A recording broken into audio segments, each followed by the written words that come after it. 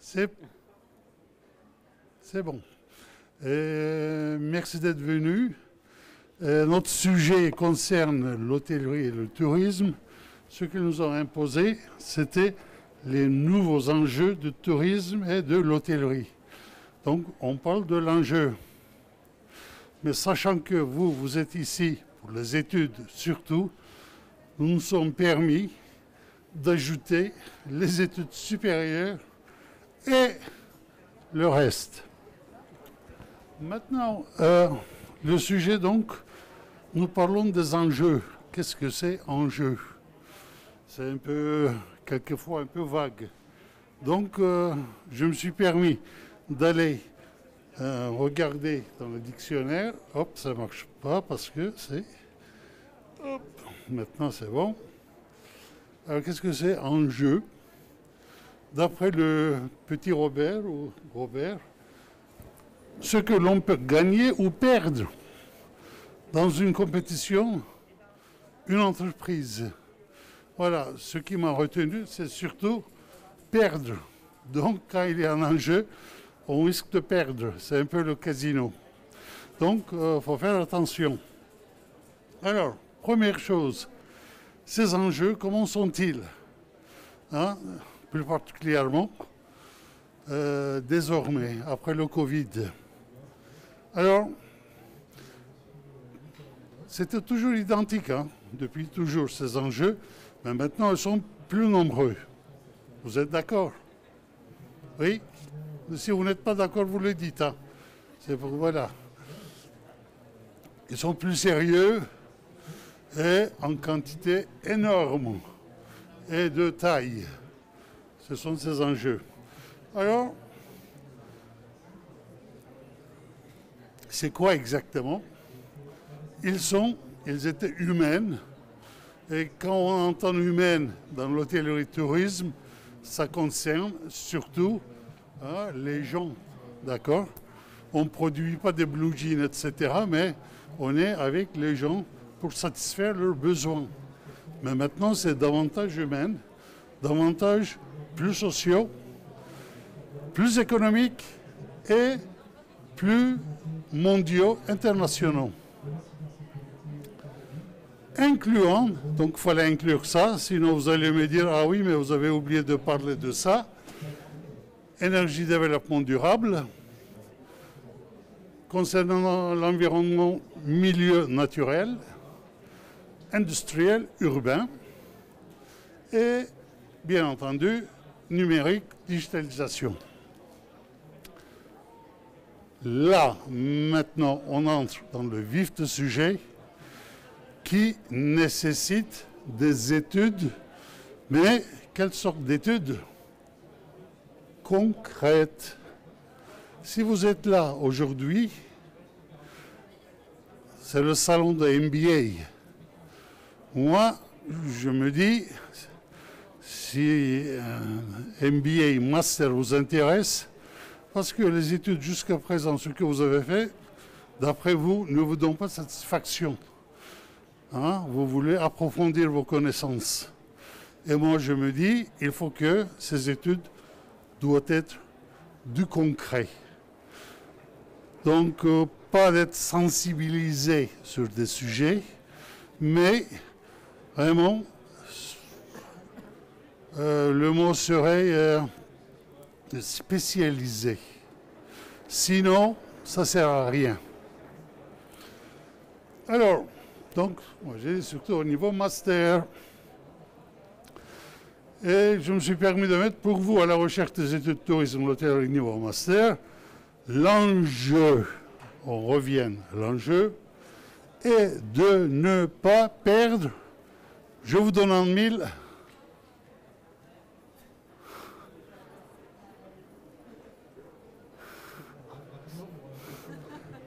voilà. Qui n'est pas d'accord avec moi? Vous êtes tous d'accord, forcément. Très bien. Maintenant, si je peux me permettre, c'est marqué tourisme et l'hôtellerie. Moi, je suis dans ce domaine depuis plus de 20 ans. pardon, qu'est-ce que 50 ans, pardon. Oh là là, le temps pisse. Oui. J'ai commencé quand j'étais jeune au Club Med, ça, j'inclus ça. Donc plus de 50 ans et j'ai jamais compris la définition de tourisme. Mais c'est quoi tourisme? Quelqu'un à Marrakech qui vend des tapis, il dit ben, je fais partie du tourisme, moi. Ben oui, il a entièrement raison. Donc, moi je préfère, au lieu de dire tourisme, c'est surtout le mot tourisme vient de faire le tour. Hein. Celui qui fait le tour, c'est le touriste. Il fait le tour, il bouge.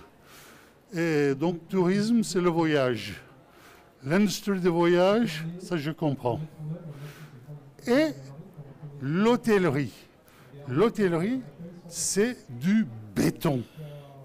Voilà, vous avez le béton, grand immeuble, tels que Meurice, Plaza Athénée, George V, même Ibis, les grandes, tout. Mais l'intérieur se passe des choses. Pourquoi c'est si drôle? Je vous assure, c'est du sérieux. Donc, faut gérer tout ce qui se passe à l'intérieur. Et ceci nécessite des études, très souvent. Mais selon le besoin, des études de différents niveaux, selon les responsabilités. Maintenant, vous êtes ici pour le master, le plus haut niveau. Doctorat n'existe pas tellement dans l'hôtellerie. C'est plutôt pour enseigner, etc. C'est très peu. Mais hein, on peut travailler, le plus haut, c'est master. Alors, je me suis permis de vous montrer ce schéma. C'est dommage, en principe, je donne une copie de cette feuille, mais je vais essayer d'expliquer un peu.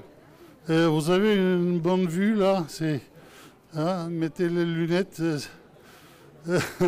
si ça ne vous gêne pas. Alors, donc, il est direction générale. Bon, c'est le top, d'accord? Mais vous voyez ici, on a le diplôme. Ceci veut dire, en fait, 4 années d'études, au moins, supérieures.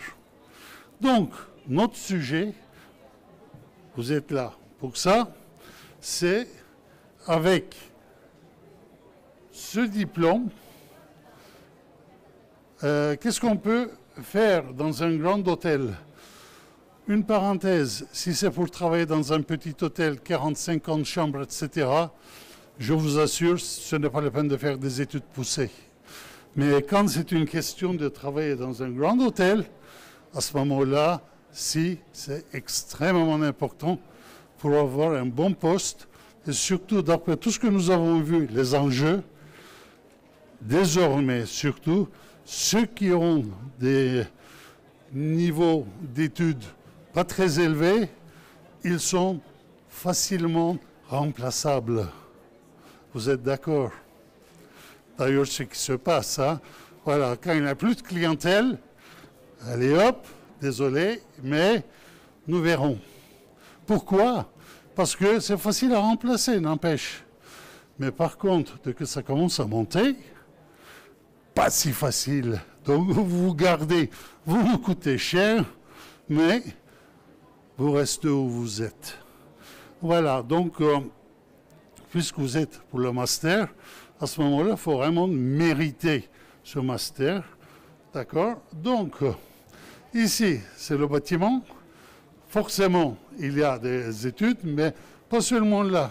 Ça, c'est les côtés finance, contrôle. C'est aussi diplôme, on ne le voit pas. D'accord? Ici, désolé, c'est en anglais, hein, version française, je n'ai pas trouvé. Sales manager, en fait, c'est le marketing vente. D'accord? Diplôme, il faut qu'il soit spécialisé. Bon, ça c'est l'ingénieur. Lui, il n'a pas fait forcément des études d'hôtellerie, mais il connaît très bien gérer l'aspect technique de l'hôtel. Bien entendu, un diplôme. Ensuite, cette partie-là qui s'occupe de maintenance, gestion des chambres, diplôme, hein, il faut un diplôme. Ici, ressources humaines, extrêmement important.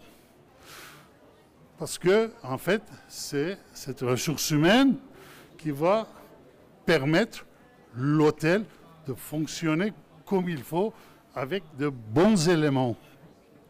Donc, diplôme. Ici, c'est marqué front office. En fait, ça revient réception en gros. Mais ce n'est pas uniquement réception.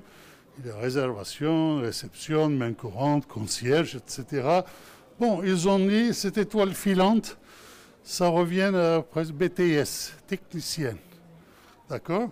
Mais il y a pas mal d'hôtels, surtout les palaces, qui recrutent personnel diplômé. Est-ce que je me trompe?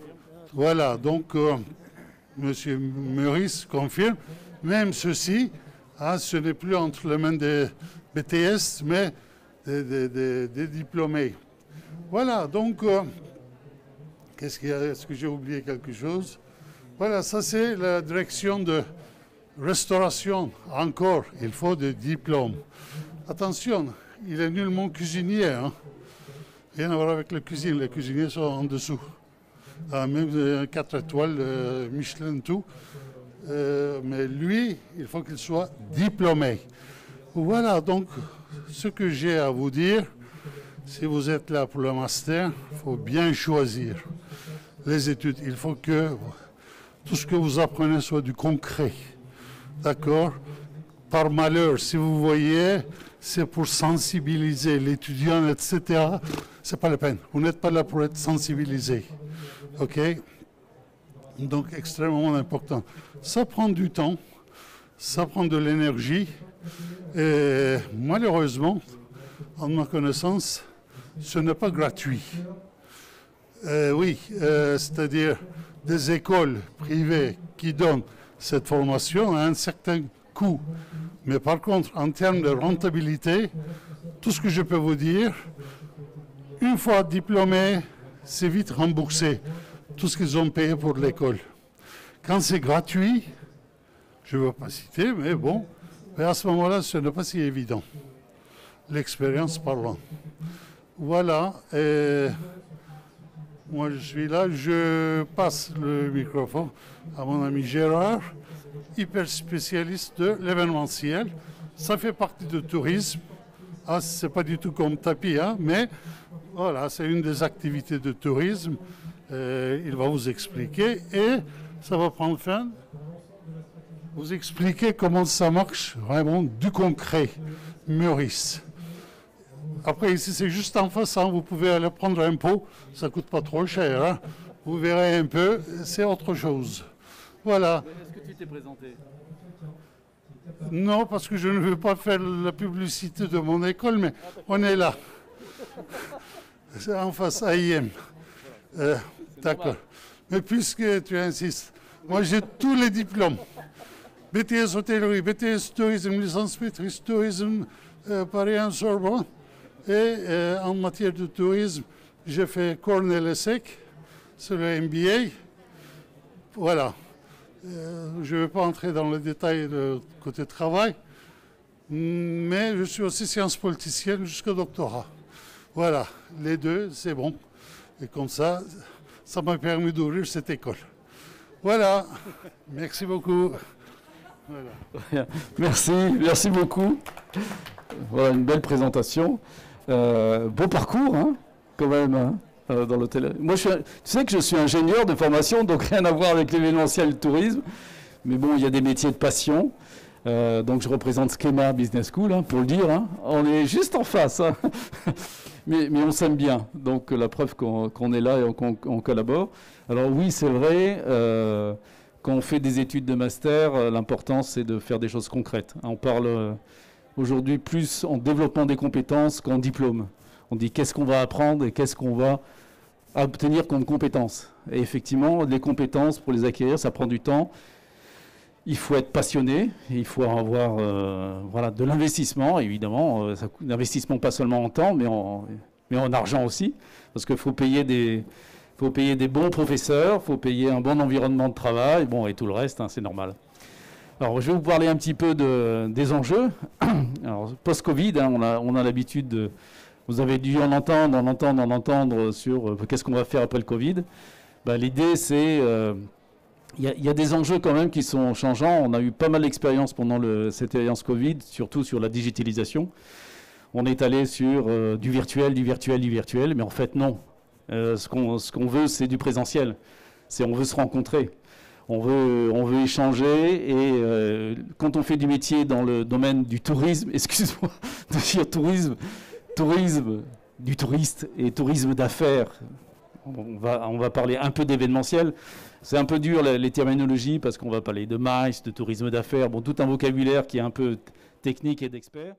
Mais en fait, tout ça, c'est qu'on soit touriste ou qu'on soit participant à un événement, donc un tourisme d'affaires, hein, pour un objectif de business, ben on a envie de se rencontrer, on a envie de se déplacer, on a envie de se rencontrer, et donc c'est des métiers d'avenir, hein, pour dire les enjeux. Ne croyez pas que parce qu'on est passé en virtuel, on a fait beaucoup de webinaires, on a fait beaucoup de digitalisation, que ça y est, on est passé dans un mode où on va faire du distanciel tout le temps. Non, au contraire. On a, ce que je peux dire là-dessus, au niveau des enjeux, c'est qu'on s'en rendu compte, grâce à cette expérience, qu'on a besoin de se rencontrer et que la rencontre a une grande valeur. Et c'est pour ça que ces métiers sont des métiers d'avenir. Alors évidemment, on ne va pas le faire tout à fait de la même façon qu'on le faisait avant le Covid, mais c'est des métiers de lien, de rencontre, de connexion, de relationship. On a tous ce besoin de créer des liens. Et ces métiers que l'on a, du métier du tourisme et de l'événementiel, de l'hospitality, tout ce qu'on peut dire, sont des métiers qui permettent d'aller explorer, d'aller rencontrer des personnes, de créer des liens, de faire des partenariats. Et ça, on s'est rendu compte la valeur que ça avait et que ça a une beaucoup plus grande valeur que celle qu'on a vécue pendant 2 ans. Il nous manquait des choses. Il nous manquait le digital, nous a permis de compenser en attendant qu'est-ce qui va se passer. Mais on s'est rendu compte que la rencontre présentielle, c'était celle qui créait le plus de valeur. Le valeur pour les liens qu'on a dans l'entreprise. Vous savez, aujourd'hui, avant, on comptait le capital d'une entreprise, c'était le capital financier, le capital humain. Maintenant, c'est le capital relationnel. C'est-à-dire, on compte aussi l'entreprise, quel est son capital relationnel, quelle est la relation et la qualité de relation qu'on peut avoir à l'intérieur d'une entreprise, mais aussi la qualité des relations avec les gens qu'on a à l'extérieur. Donc le capital relationnel, ça se mesure, et tout ce qui permet de créer du capital relationnel, c'est-à-dire du lien, de la connexion, ben ça a de la valeur. Et travailler dans les métiers du tourisme et de l'événementiel, ça a de la valeur, une grande valeur. Voilà le premier point. Ce qu'on apprend et ce qui permet de faire des choses concrètes, hein, de dire je vais faire des choses concrètes, c'est par exemple, on s'est rendu compte qu'on ne savait pas très bien gérer les risques et les crises. Hein.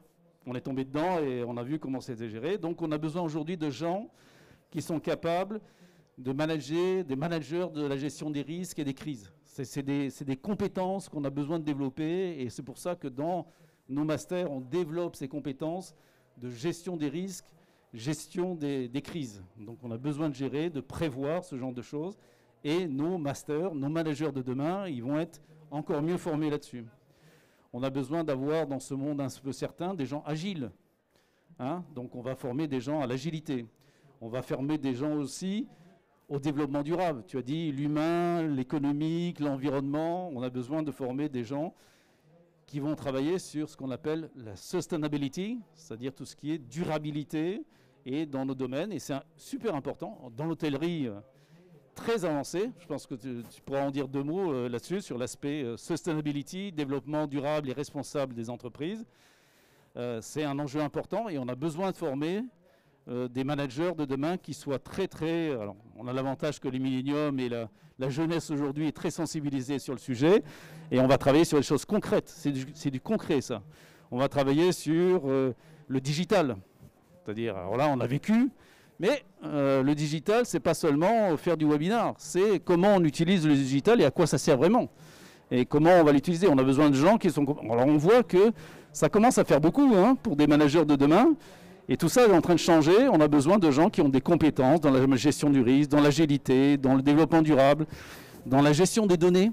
On aura besoin de data analystes de demain. Alors, On les fait déjà dans l'hôtellerie en revenu management, hein, des gens qui analysent les données, mais hein, ça ne va pas se contenter que dans l'hôtellerie. On a besoin de gérer des données. Le big data de demain, on a besoin de gens qui soient capables de gérer, d'avoir ces compétences aussi. Donc voilà un petit peu les domaines sur lesquels on doit répondre à des enjeux. Pourquoi on forme des gens de haut niveau, des top managers, comme on dit, qui vont être capables, qu'on ne va pas virer, hein, parce qu'il faut les garder au niveau du top, parce qu'ils ont de la valeur. Hein. Les gens qu'on forme aujourd'hui, les masters qui vont sortir, des masters derrière, Bac plus 5, sont des top managers, des gens qui ont une grande valeur et qui vont avoir des compétences adaptées à ce que demande le marché, c'est-à-dire dans un monde incertain et changeant, on a besoin de gens agiles, qui savent gérer les risques, qui sont adaptés aux technologies, qui vont être sensibilisés au développement durable et à l'écologie. Voilà ce que je pouvais dire un petit peu sur les enjeux et les compétences auxquelles, quand on forme des gens, c'est les compétences qui vont aider à d'abord trouver du boulot. Hein. L'objectif, c'est qu'on fasse des gens qui sont employables, qui trouvent un travail demain. Et quand les entreprises me disent, voilà Gérard, on a besoin de gens qui soient sensibles, qui savent gérer le sustainability, qui savent gérer les risques, qui soient agiles, qui ont une culture technologique, qui savent quels sont les enjeux d'utilisation de la technologie, ben nous, on les forme pour ça. Voilà ce que je voulais dire sur les enjeux et pourquoi on forme des gens à ces compétences de demain et d'aujourd'hui également. Voilà, merci. Je te passe la parole. Merci pour le relais. Donc il y a beaucoup de choses, bonjour à tous, pardon, excusez-moi, bonjour à tous. Il y a beaucoup de choses qui ont été dites, j'espère que je ne vais pas me répéter, mais c'est vrai que quand on parle d'enjeux dans le monde de l'hôtellerie et du tourisme, on trouve souvent les mêmes mots. Donc on a parlé de gros enjeux, donc ça c'est vrai qu'ils sont réels. C'est vrai que, comme vous savez, la crise nous a tout chamboulé. C'est vrai que l'hôtellerie, la restauration et le tourisme, tous ces métiers, ça fait longtemps qu'on fait ça. C'est des mondes des travaux d'antan. Tout le monde voyage, tout le monde a besoin de se nourrir, tout le monde a besoin de dormir. C'est les besoins premiers de la pyramide de Maslow, donc tout le monde a vraiment cela. Donc il n'y a pas une crise dans notre métier, mais les enjeux ont changé, les attentes des clients ont changé, et l'environnement aussi a changé. Donc effectivement, pour répondre à cela, il faut être mieux outillé. Et un des gros outils effectivement qu'on va trouver, c'est la matière grise des écoles, qui vont nous permettre d'avoir des gens qui vont venir en support des employés qui sont, eux, professionnels de l'hôtellerie et de la restauration. Donc en professionnel, vous allez voir des cuisiniers, des serveurs, des vendeurs, des wedding planners, tous ces métiers d'hôtellerie. Et après, vous allez avoir des postes d'encadrement qui vont être là en support pour fluidifier les opérations. Voilà. Donc on va retrouver effectivement, pour rentrer à ces postes, des masters ou d'autres études ou d'autres écoles. Mais c'est vrai que le bac plus 4, bac plus 5 et une expérience aussi du terrain est recommandé pour accéder à ces postes. Voilà. Donc pourquoi on a besoin de profils comme ça, en plus des profils professionnels? C'est que c'est des gens qui ont appris à l'école des enseignements sur les ressources humaines. On parlait des ressources humaines. Allô?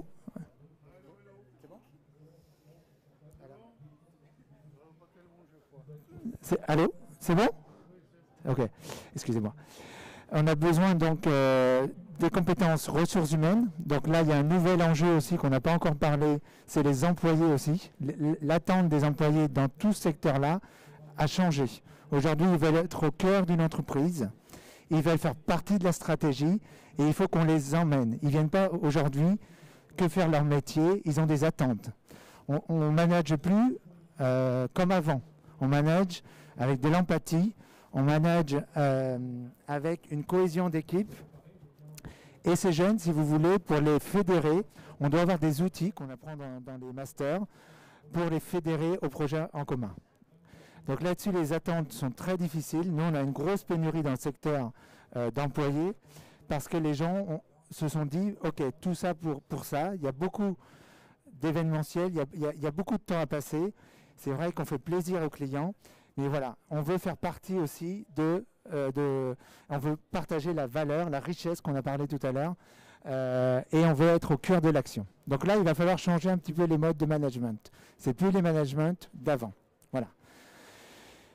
Après, il y a d'autres compétences qu'on va aller rechercher et on va acquérir des outils dans les masters. C'est toute la partie gestion, finance, aussi qui est très importante.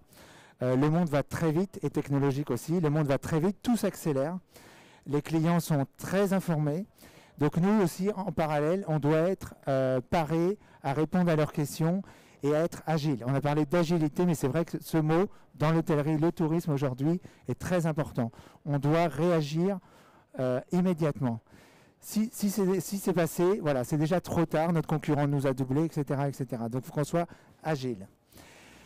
Et dernièrement, les modes de tourisme ont changé. On parlait tout à l'heure de se nourrir, de dormir. Mais les clients, avant tout, aujourd'hui, il y a des nouveaux métiers qui se développent.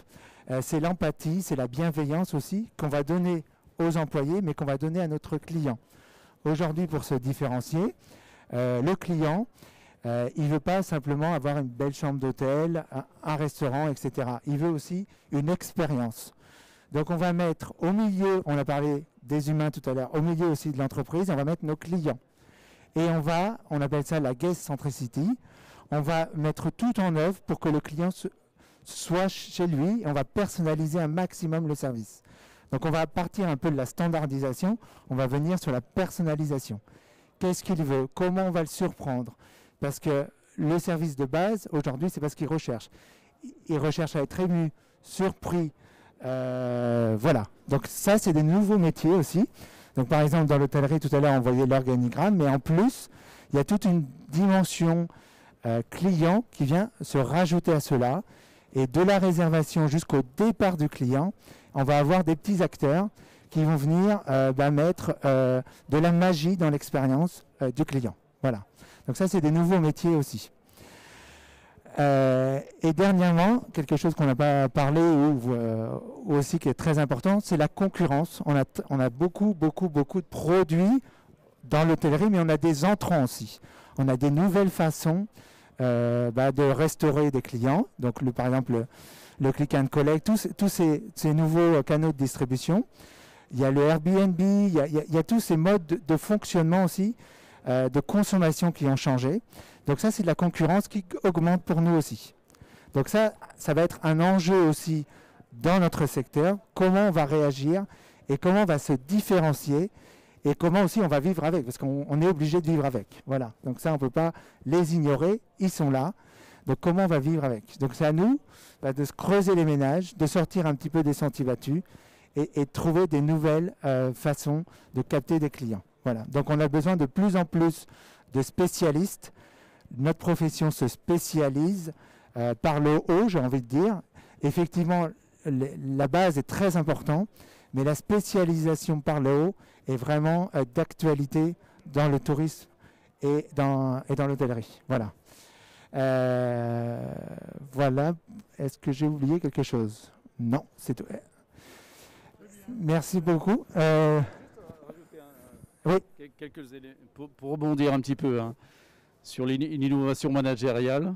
Ça, c'est important, puisque je parlais d'agilité. Oui, mais en fait, dans l'agilité, on met le management collaboratif, c'est-à-dire le futur manager 3.0, qui est le manager qui va responsabiliser, qui va faire de la délégation et responsabiliser des collaborateurs, qui va demander et collectivement définir le niveau de responsabilité de chacun, le manager va aider ses collaborateurs à monter en compétences.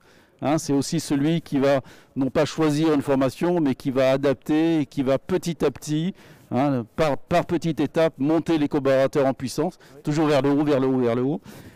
Tout ça, c'est l'innovation managériale et le type de management, tu as parfaitement raison, c'est un nouveau mode de management qui va être un management plus collaboratif, plus adaptable, et donc on doit former les étudiants là-dessus.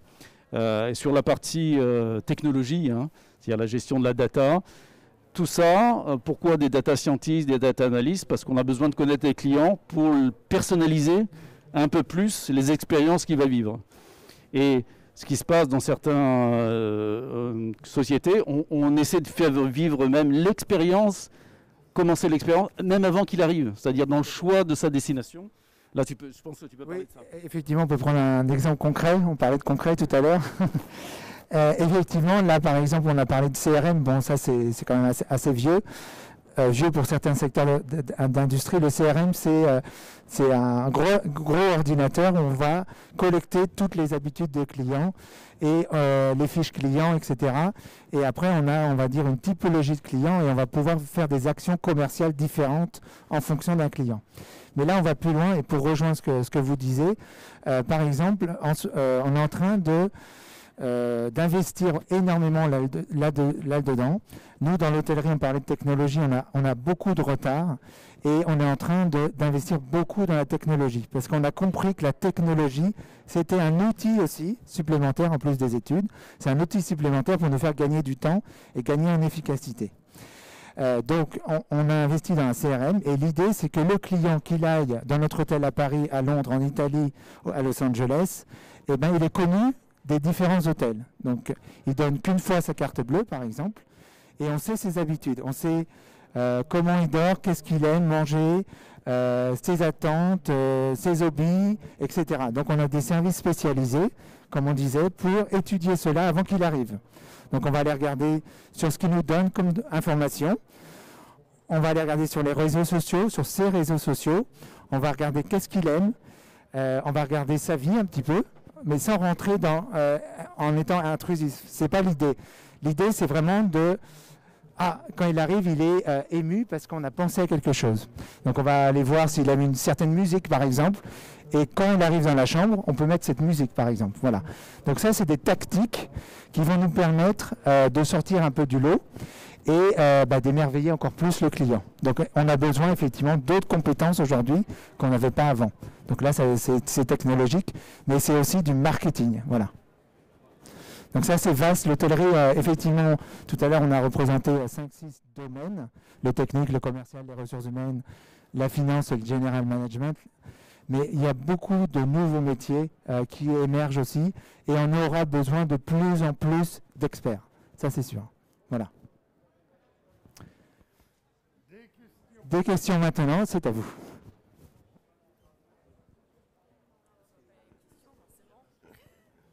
Oui. Vous dites que les enjeux ont évolué avec la crise du Covid. Plus fort ?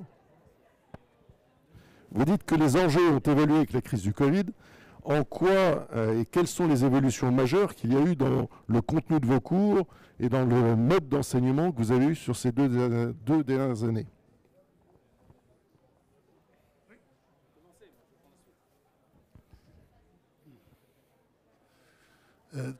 Toute première chose, c'est arrivé tellement vite, l'école s'est adaptée immédiatement pour enseigner à distance. Ça, c'est la première chose. Mais deuxièmement, en commençant à enseigner à distance, nouvelles idées sont arrivées. Des idées qu'on ne pensait pas quand on était en présentiel. Et, par exemple, transformer une partie, ce n'est pas moi qui l'ai inventé, hein, c'est les étudiants, toutes seules. Inventer une partie de l'hôtellerie qu'ils deviennent, pour les hommes d'affaires, travailler à distance. Ils ne peuvent pas le faire chez eux parce qu'ils en ont ras-le-bol, les enfants, les chats, les chiens. Donc, les hôtels réservent des chambres, des bureaux qui transforment en bureaux, qu'ils puissent venir à l'hôtel et travailler à distance avec d'autres continents. C'était une excellente idée retenue par une partie du groupe Accor. Ils ont dit c'est formidable, on fait ça. Voilà, comme ça, c'est sorti. Maintenant, j'aimerais bien revenir à une chose concernant concurrence. Concurrence, il faut trouver des bonnes idées. Je vous assure, mettez deux personnes, même niveau intelligence, rapidité, tout.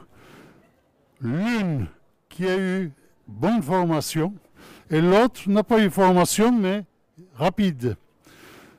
La personne qui a eu bonne formation, il a eu parmi la formation comment réfléchir pour trouver des idées. C'est comme gymnastique, vous savez, quand vous vous préparez tous les jours pour, je ne sais pas, faire le poids, etc., par la suite, ça devient facile.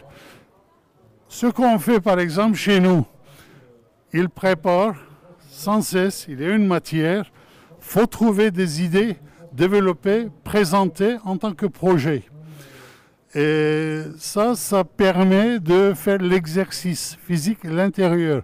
Et quand ils se retrouvent devant un cas, ils ont beaucoup plus de facilité, tac, pour sortir, et pour exprimer, et pour mettre sur papier et convaincre. Vous voyez? Et c'est encore dans le parti formation. Ce n'est pas pour vanter notre école, mais cette année, par exemple, Groupe Accor a demandé de faire un projet. Ils m'ont envoyé la lettre. Moi, j'ai dit, bon, je ne veux pas les embêter avec projet. Ils en ont suffisamment. Ils passent leur temps. Ce n'est pas la peine qu'ils étudient. Mais les étudiants ont eu la demande sans me dire, rien dire. Ils ont présenté leur projet. Et moi, je ne suis pas au courant. Et juste quand la nouvelle arrive qu'ils sont parmi les 5 premiers, parmi 165 écoles sur la planète, ils ont osé me dire, ben, monsieur, on s'est permis. Parce que c'était voilà, ce qu'on fait à l'école. Et puis, eh ben, voilà, on est comme... Eh ben, c'est pour ça que voilà, j'aimerais bien parler du tangible, vérifiable, du concret. Et les études, de bonnes études, vraiment, sont extrêmement importantes pour avoir de bons niveaux. Voilà, donc pas de sensibilisation, mais spécialisation. Extrêmement important. Question. Est-ce que j'ai pu répondre à votre question? Pardon. Je peux compléter parce qu'on est des écoles différentes, donc forcément on a des choses un peu différentes. Ce qu'on a changé par exemple dans les programmes à Schema, c'est qu'on fait beaucoup plus de travail collaboratif, c'est-à-dire des gens travaillent en équipe. C'est de plus en plus important et donc la pédagogie a changé, où on va favoriser le travail en équipe.